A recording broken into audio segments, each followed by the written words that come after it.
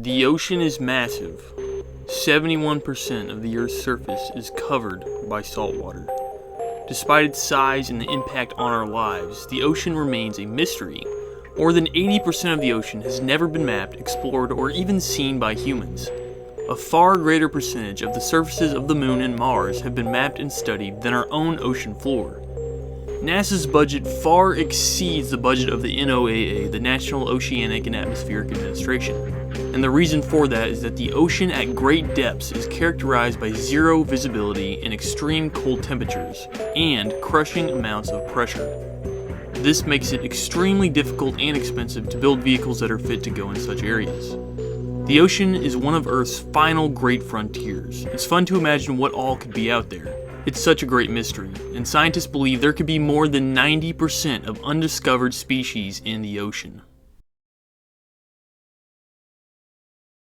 Hello everybody, welcome back. Today we're going to be talking about the Ocean Mystery Iceberg. On the top of the iceberg you have more well-known things like Bermuda Triangle, the Osborne Reef, more well-known sea monsters, and as you get lower there's more obscure and weird things that people don't know about or are just extremely strange. But I truly think that the ocean is really mysterious and super interesting, and I thought that a lot of people would enjoy this video, so I went ahead and me and my assistant wife, Lindsay, we made this big iceberg talking about all these cool things that we thought were really interesting. So it's like mysteries, like obscure things, just weird events in general, or just really interesting things. So if you're interested in any of that, then stick around, and that's what we're going to talk about.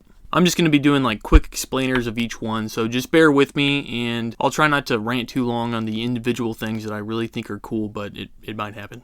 Anyways, let's start off with the 80%. I kind of did that in the intro. I was talking about how the ocean is so massive, 71% of the Earth is covered by the ocean, and it's possible that 90% of the species in the ocean are still undiscovered, which is truly mind-blowing.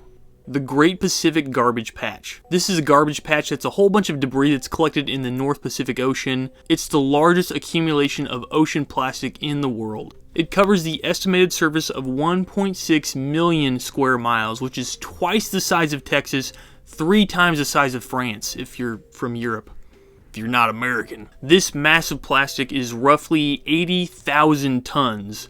And there is other ocean garbage patches, but they're not as well known as this one, and they're not quite as big. This one is massive. Moving on to the Osborne Reef. In the early 1970s, there was this conservation effort to try to rebuild this coral reef, and what they decided to use were tires from cars. So that's exactly what they did. They dumped between 1 and 2 million tires, approximately 36 acres of the ocean floor covered in tires, which is like a ridiculous amount. This is just off the coast of Fort Lauderdale, Florida, and it turned into a conservation nightmare. The new coral never attached to the rubber, which they for some reason thought, and the ropes that held the tires together actually disintegrated and the tires went everywhere. No new marine life habitat grew because of this, and the tires spreading out actually destroyed a whole bunch of other coral reefs in the area. There's been various efforts to retrieve the tires and dispose of them, but it's really difficult to pull up a whole bunch of tires out of the ocean. Obviously, it was a ridiculous amount. There's an estimated 500,000 still out there. And supposedly, I don't know this for sure, but Goodyear allegedly provided many of the tires and even christened the reef by dropping a gold-plated tire into the ocean from the Goodyear blimp. Don't quote me on that, but I think that is true. Alright, the purple orb. In 2016, this purple orb was found deep in the ocean near the Chanel Islands off the coast of California. It absolutely stumped scientists at the time. They thought it was like a sea slug or some sort of egg sac. But even since it's been discovered, nobody knows what it was. So it was like an ocean anomaly that no one could figure out what it was, and we still don't know to this day. Giant oarfish. Giant oarfish are the longest known living bony fish that exist. They can reach the length of 56 feet long and grow up to 600 pounds. Encounters with live giant oarfish are so rare, it wasn't even until 2001 when they actually found one and captured one, which was found by the US Navy. The majority of the giant oarfish that have been seen have all washed up on beaches dead. But it's such a small amount of oarfish that have been seen. It's just like a handful of sightings. Giant oarfish have no teeth, they feed on tiny planktons, and they're believed to live around 650 feet to 3,500 feet deep. Many believe that the giant oarfish is what caused many sea serpent myths in ancient times, and in more modern times too. But I mean, these things really are sea serpents, so why not? Lake of Despair, also known as the Jacuzzi of Despair. This is an underwater brine pool that kills almost anything that enters it. Like, imagine being a marine biologist and you see a pool that anything that goes into dies. I think you would also call it the Pool of Despair.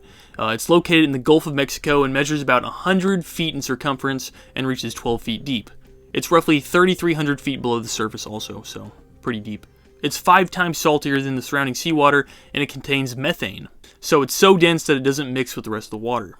Because of this, brine pools have been considered to be among the most extreme environments on Earth.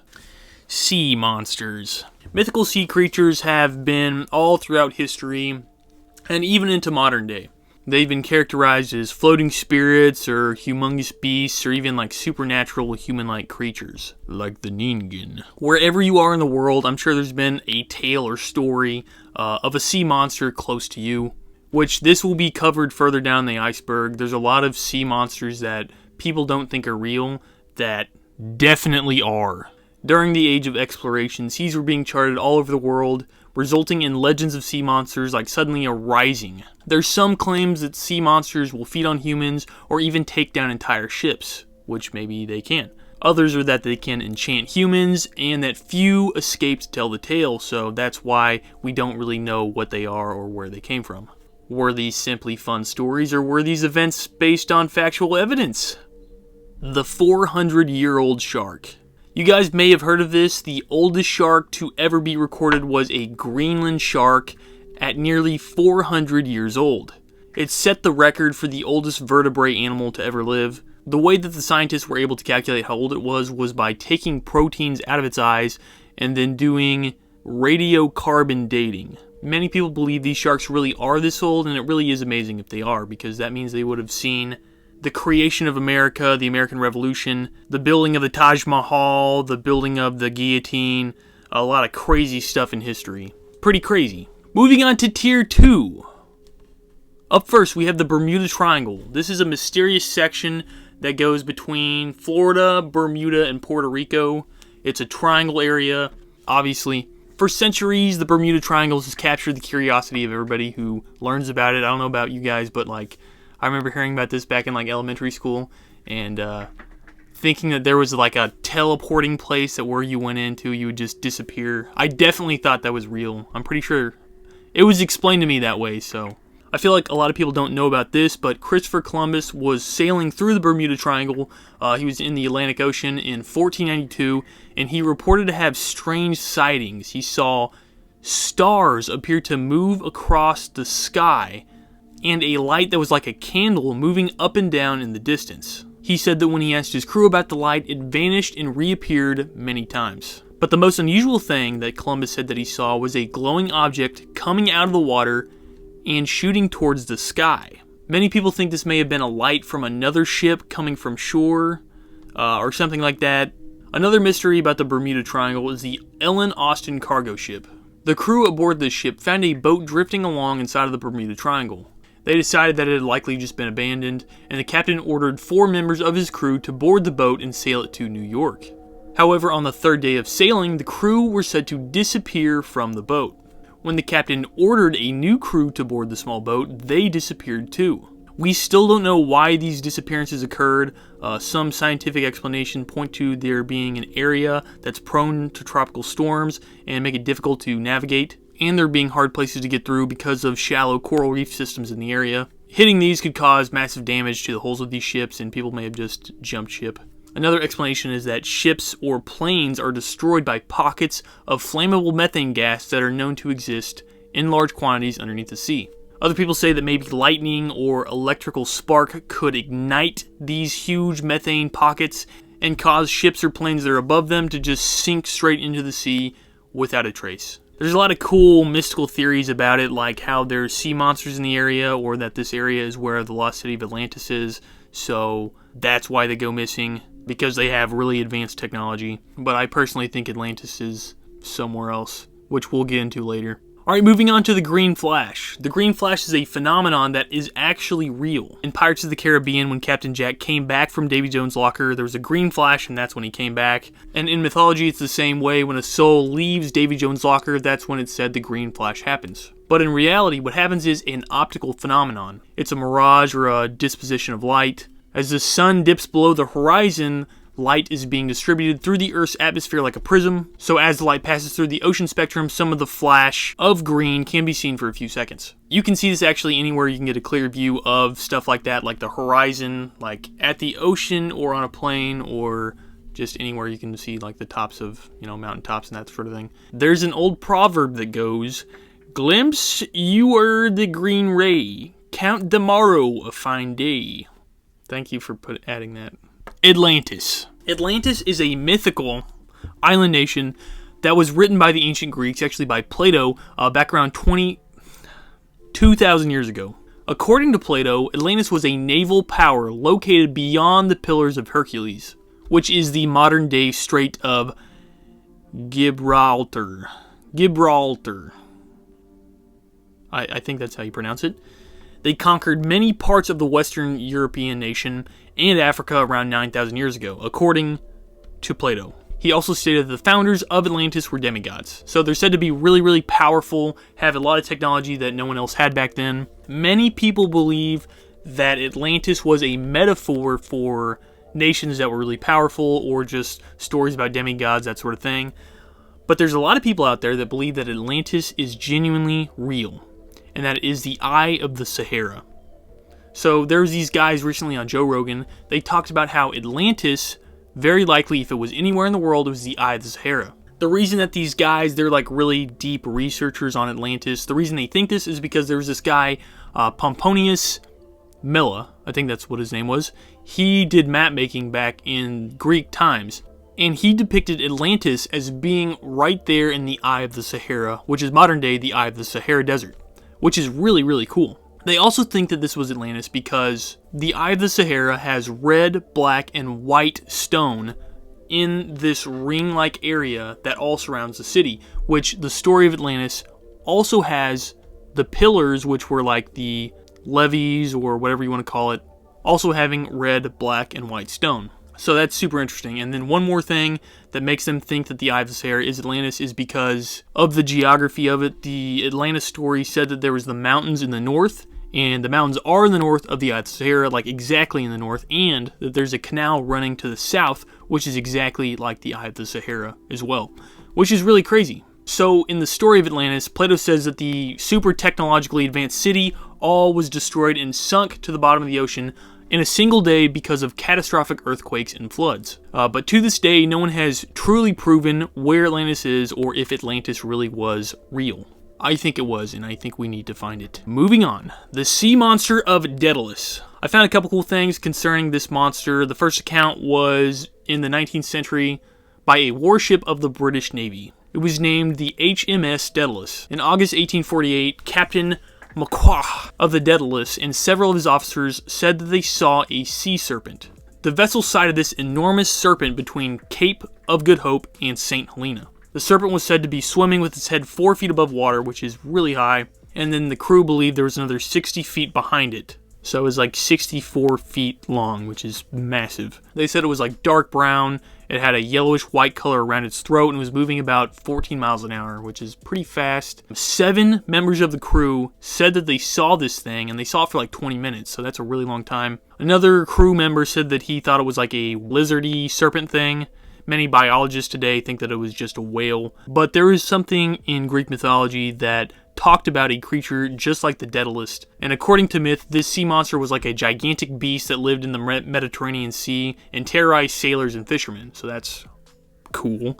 The creature was said to have the body of a serpent and the head of a bull, and be so large that it could engulf ships whole. Moving on to the Kaz 2. The Kaz 2 was a yacht that was found adrift on the coast of Australia in 2007. When a rescue team boarded the vessel, they found it completely empty, and there was no sign of the 3 men that were believed to be on board. It was really strange because the men just seemed to disappear without a trace. They didn't take life jackets. Some believe that maybe they were caught in a storm and they just abandoned ship, which would be very strange. However, there was evidence that someone had disabled the radio on the ship, so it could have been pirates that were trying to take it over or something, and they decided to abandon it, or maybe they just captured the people for whatever reason. However, the cause to disappearance is still a mystery to this day. One really weird thing about the cause 2 is that the table was completely set, and it was like people were ready to eat, and they just abandoned so quick that they left everything set and ready to eat. So it was like, it had to be something crazy that happened. Moving on to tier 3. This is going to be the last tier I do today, I think. The first one on here is the Immortal Jellyfish. This one's super cool. I feel like people don't talk about this enough, but it has kind of gotten popular recently. The Immortal Jellyfish is biologically immortal. It can be found in the Mediterranean Sea and in the waters of Japan. The way it stays immortal is that it reverts back to its juvenile form after it's reached sexual maturity, effectively being able to live forever. This process is called transdifferentiation. It occurs when jellyfish are facing adverse conditions such as starvation, predation, or physical damage. It's a really efficient way to do cell recycling, which is a really important form of study right now because scientists are looking at how to replace cells that are damaged or damaged from cancer or stuff like that. So the immortal jellyfish is the only example of animals that could potentially live forever. Although it is worth noting that they could die from like disease or injury or being eaten, so they don't actually live forever. I mean, I guess some theoretically could, but probably not. Moving on to rogue waves. This is something I really wanted to add because I feel like nobody talks about rogue waves enough because they're so interesting. So rogue waves have been part of marine folklore for centuries. There's all kinds of sailors and old pirates and stuff talking about how these crazy waves come out of nowhere in a seemingly calm day and will just like capsize a boat. And everybody looks at them and they're like, oh, they're crazy. There's like no way, right? Well, it was only until like the past few decades that we realized that they were actually telling the truth. So rogue waves hadn't even been seen until like 1990 when there was this oil rig set up and they had a camera on the outside and it was just like, you know, normal wave, ridiculously massive wave. And they're like, wow, you know what? This is real. Rogue waves can be pretty big to pretty small. They're usually twice the size of the surrounding waves, and they're extremely unpredictable, like you never know when it's going to happen. They often come whenever the winds change directions, and due to their unpredictability, it's really difficult to gather evidence on their existence, so that's why nobody really knew about it until like the 90s. Another story about Christopher Columbus, I know I'm talking about him a lot. This might be just another Christopher Columbus story you like to tell a lot, like how he talked about how he saw mermaids, but they were just manatees. But in 1492, he reported of seeing a wave that was way higher than the ship's mast. Actually, a couple months ago, the Viking Polaris cruise ship was hit by a rogue wave while traveling through the Drake Passage near Argentina, which is like a really dangerous area. And this resulted in one death and several others being injured.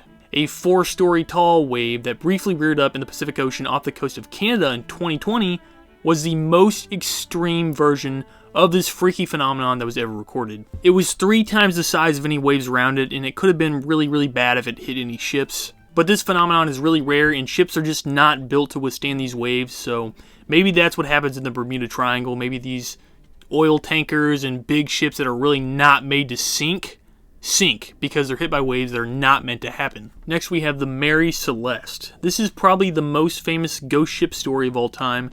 The Mary Celeste was a merchant ship that was adrift in the Atlantic Ocean on December 4th, 1872, and there was nobody on board. The ship had left New York November 7th, bound for Genoa, Italy, with a total of 10 people on board with a large cargo of alcohol. But it was found over a month later with no signs of the crew and nothing even being taken. So there's a lot of weird things about this. Nothing was taken, so it was like if pirates came to get them, they definitely would have taken the alcohol. I mean, why wouldn't they? They're pirates. The last known log of the ship was November 25th at 5 a.m. The lifeboat was missing though, so maybe they were trying to escape from something. But there was no signs of struggle or violence on board of the ship. The ship's personal belongings and other documents were still in place. However, the ship's compass was removed from the housing.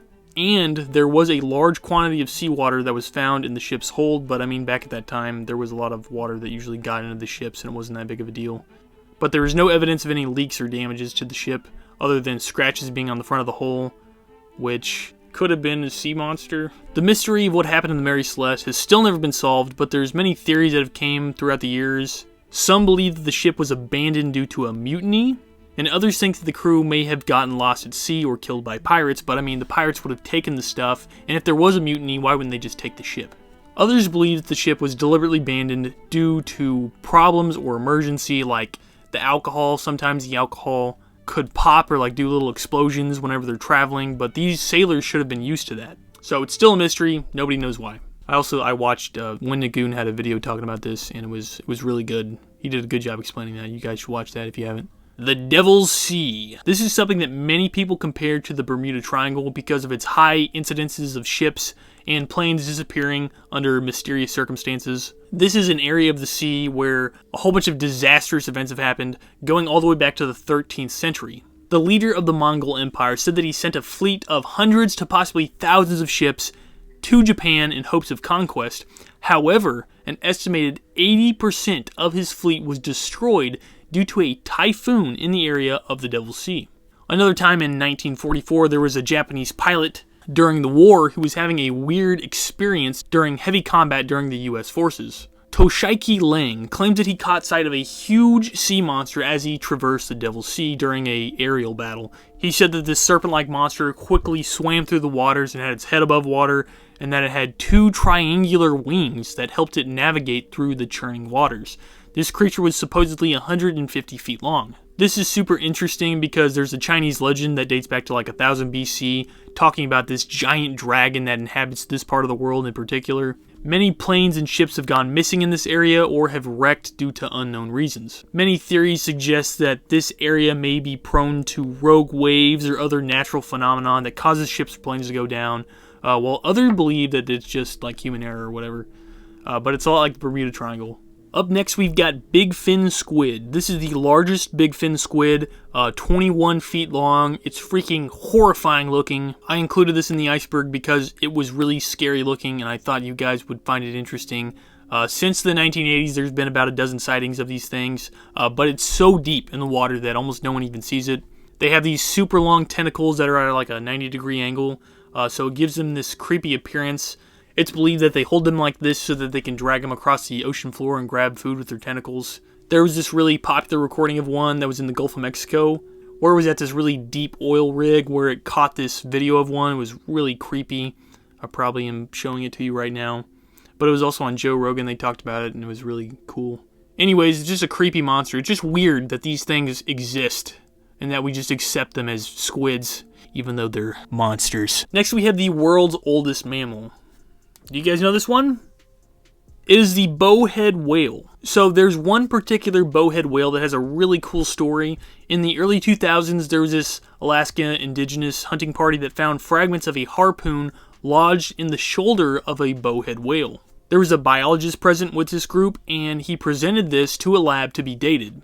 And they figured out that this particular harpoon was 130 years old. So this harpoon has been stuck in this whale for 130 years. Fragments that they found of this harpoon made them realize that it was from a very particular place. It was manufactured in Massachusetts back around 1885. And then I guess people were trying to hunt this whale with this thing, and they failed, and it escaped, and it lived for another 130 years. So that's crazy and epic. Back then, there was this huge demand for whale blubber. They used it for like everything. Most lamps at the time used it, so there was a huge boom in the whaling industry. However, these whalers would not go after calves, so they had to get these massive harpoons. So that meant that this whale was probably already in adulthood when it got harpooned, which meant that this whale was probably right around 200 years old, or maybe a little bit older. So that sucker was super old. Moving on, Point Nemo. Have you ever heard of the world's most isolated place called Point Nemo?